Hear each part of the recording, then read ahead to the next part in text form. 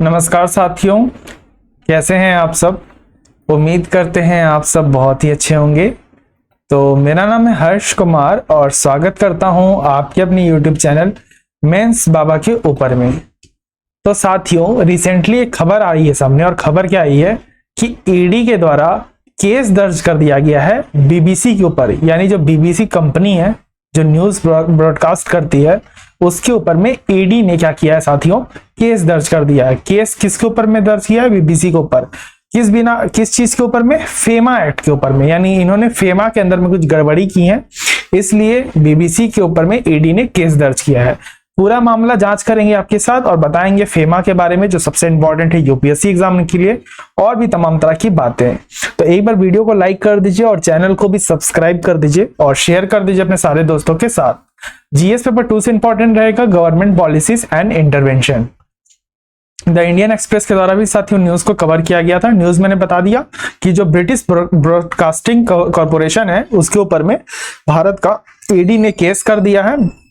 किसके अंदर? फेमा के अंदर में, यानी फॉरेन एक्सचेंज मैनेजमेंट एक्ट के अंदर में। अच्छा, न्यूज क्या है? न्यूज ये है साथियों कि रिसेंटली जो आपका इनकम टैक्स डिपार्टमेंट है ना, उन्होंने क्या पाया? उन्होंने ये पाया कि जो ट्रांसफर प्राइसिंग रूल है ना, उसको वायलेट कर रहा है बीबीसी। अब कैसे, ये मैं समझाने का प्रयास करता हूं। ठीक है, तो मैं पहले व्हाइट पेज ले लेता हूं। अपन को ये टर्म समझना है कि जो ट्रांसफर प्राइसिंग है वो क्या होता है। जैसे मान के चलिए दो देश है, ठीक है, यहाँ पे दो देश ले रहा हूं, एक इंडिया है और एक अमेरिका है, यूएसए। तो यूएसए की जो पेरेंट कंपनी है, जैसे मान के चलिए यहाँ पे कोई पेरेंट कंपनी है, जो एक्स कंपनी काम कर रही है, पेरेंट कंपनी है, इन्होंने अपना एक सब्सिडरी कंपनी खोल के रखा है इंडिया के अंदर में। ठीक है, और ये क्या कर रहे हैं, वाई कंपनी जो है यहाँ पे, जो इसकी सब्सिडरी कंपनी है, किसकी? एक्स की। वो जब वाई सामान खरीदता है तो वो एक्स कंपनी से खरीदता है, ठीक, और जो पैसे होता है वो वापस से एक्स कंपनी को भेज देता है। तो आप यहाँ पे देखोगे ना कि जो एक्स कंपनी ने सामान किसको भेजा? वाई कंपनी को, और वाई कंपनी ने भी पैसे किसको भेजा? एक्स कंपनी को, जबकि दोनों एक ही कंपनी से है। इसे मैं और डिटेल में समझाता हूं। जैसे मान के चलिए दो भाई हैं, ठीक है, एक ए भाई है, एक बी भाई है। तो ए भाई के पास क्या है? दोनों सेम घर में रहता है, तो ए के पास मोबाइल फोन है, ठीक है, और बी भाई जो है, जो सेम घर में रहता है, उसके पास 5,000 रुपए है। तो ए बोलता है ना कि सुन ना भाई, तू मुझसे ये वाला फोन खरीद ले और बदले में 5,000 दे दे। तो भैया इसने क्या किया? 5,000 रुपया दे दिया ए को और फोन खरीद लिया बी ने। तो पैसा भी घर में रह गया और मोबाइल भी जो है वो भी घर में रह गया। तो इसी को हम लोग साथियों क्या कहते हैं? ट्रांसफर प्राइसिंग कहते हैं। अब इसी को लेके मामला दर्ज हो गया। मामला क्या दर्ज हो गया है कि जो बीबीसी ये काम कर रही है ना, इससे भैया टैक्स का जबरदस्त चोरी हो रहा है, जिसके कारण से जो सरकार है यहाँ पे बहुत ज्यादा क्रोधित हो चुकी है और सरकार कह रही है कि भैया ईडी जांच करो। और ईडी ने जांच किया और फेमा में लपेट लिया है बीबीसी को। तो क्या होता है फेमा एक्ट? तो फॉरेन एक्सचेंज मैनेजमेंट एक्ट 1999 को आया साथियों, और ये किसको रिप्लेस किया? फॉरेन एक्सचेंज रेगुलेशन एक्ट को।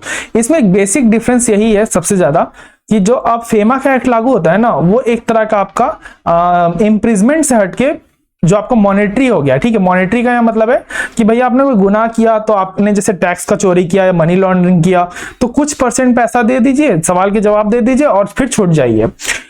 लेकिन पहले क्या होता था, वो क्रिमिनल ऑफेंसिव हो जाता था। यानी भैया इसने क्राइम किया है, इसको पकड़ो, जेल में भरो। तो फेरा एक्ट स्टार्टिंग में जब पोस्ट लिबरलाइजेशन आया भारत के अंदर में, तब से इसको लाया गया। ठीक है, तो आशा करता हूं आपको चीजें समझ में आ रही होगी। अगर आ रही है तो वीडियो को लाइक कर दीजिएगा। अब डिफरेंस क्या है ये जानते हैं, सबसे इंपॉर्टेंट, कि फेरा और फेमा में डिफरेंस क्या है। फेरा स्टार्टिंग में 1973 के अंदर में आया था और फेमा आया था 1999 के अंदर में। दोनों में डिफरेंस क्या है मैंने बता दिया कि एक में एक्सचेंज रिजर्व के बारे में बात करते हैं भैया, और एक में बात करते हैं पेमेंट को लेकर। प्रोविजन में बात करें एक्ट का, तो ये इसमें 81 सेक्शन में पहले लागू होता था और अब 49 सेक्शन के अंदर में लागू होता है।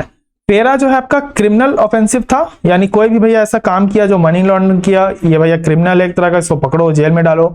लेकिन अब उसे क्या कर दिया गया? सिविल ऑफेंसिव बना दिया गया है। ठीक है, कितना का चोरी किया भैया? मान के चले 10 लाख का, तो कुछ % भर, जो टैक्स की चोरी किया ना तुमने, तो टैक्स भर दो, छोड़ जाओ, बाकी पैसा रख लो। तो अब मॉनेटरी पेनाल्टी लगती है, पहले इम्प्रिजमेंट होता था।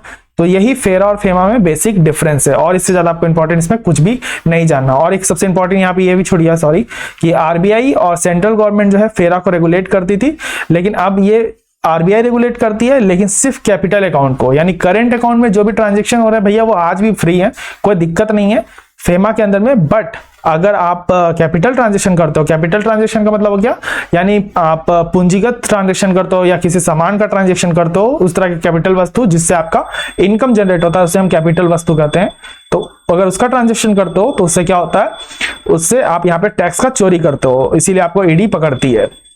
तो यहाँ पे बीबीसी ने कांड कर लिया, और बीबीसी के पीछे देखोगे ना तो आप लगातार ये जो कंट्री में अभी लोग हैं वो पड़े हुए हैं। एक तो पहले नरेंद्र मोदी को लेकर गलत डॉक्यूमेंट्री इसने जारी किया, तो उसके लिए भी इसे लथाड़ा गया, और अभी यहाँ पे टैक्स की चोरी। तो यहाँ पे मामला काफी गर्म हो चुका है बीबीसी को लेकर। तो आशा करता हूँ फेमा और फेर आपको अच्छे तरीके से क्लियर हो गया होगा। अगर हो गया है तो एक बार प्लीज वीडियो को लाइक करेंगे, चैनल को सब्सक्राइब करेंगे, शेयर करेंगे।